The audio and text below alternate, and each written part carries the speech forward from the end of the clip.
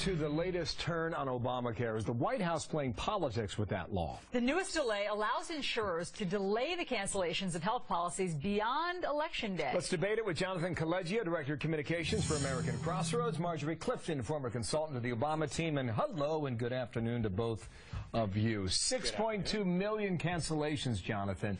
You have to think of the White House. They are well aware of what this means for how they feel about the law when their policies are canceled.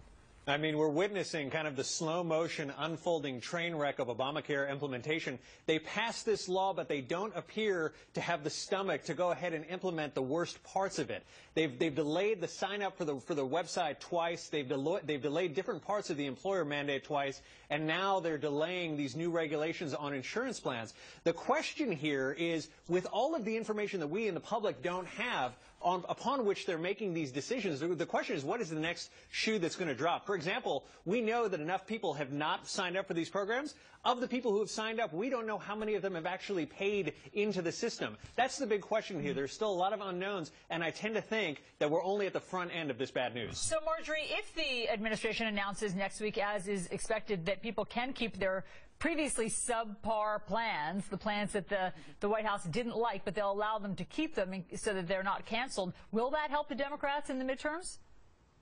Well, I think what we're preparing for is a really long ride into the midterm elections, because this is going to be the issue that both Republicans and Democrats are going to hold on to for their political card. Is political theater happening? Absolutely. And what the policy actually means, when the last extension happened, it's actually the states that decide whether the policy can be implemented. Only about half the states even allowed it. And most insurance companies actually didn't reinstate those policies because it's a big burden for them to do only for a year. So I think a lot of this is political theater, frankly, on both sides of the aisle. Democrats are playing it right into the midterm elections. Republicans constantly reintroducing House legislation to try to gut the bill, and both trying to play to their constituencies. I don't think I heard an answer to Allison's question.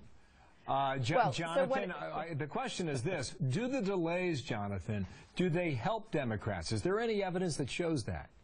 Well, in the short term, it might, but here's the thing. If they don't have the stomach to stick with the employer mandate or to stick with the regulations on the health plan, how on earth are they going to be able to go? Democratic senators are going to be able to go and fine 10 to 20 to 30 million people through the individual mandate if enough people don't sign up for this program by the end of March. That's the big question here, because if they're unable to sign up those people, they're going to be fining tens of millions of people right before the elections. I just can't imagine that if they can't stomach the employer mandate, that they can somehow turn around and allow the individual mandate to go through. It creates all kinds of problems for the administration if it doesn't. I just don't see how they would have the stomach to do it. By the way, Marjorie, insurance companies are not happy about this latest announcement. They say that all of these changes are creating a lot of flux, which isn't allowing them to set prices. So could that have a backlash on Democrats come midterms?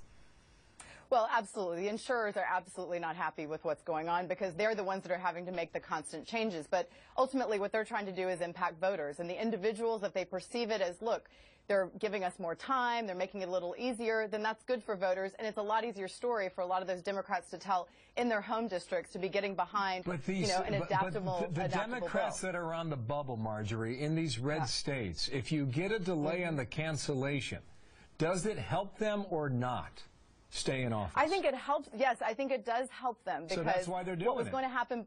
Absolutely. And in the same reason that Republicans are helped by introducing legislation to try to gut the bill altogether. So I would say this is, again, political theater season, and it's going to be going on for the next year or so. Maybe more to come then. Yeah. Jonathan Collegio, Marjorie Clifton, always great to see you guys. Thanks for the debate.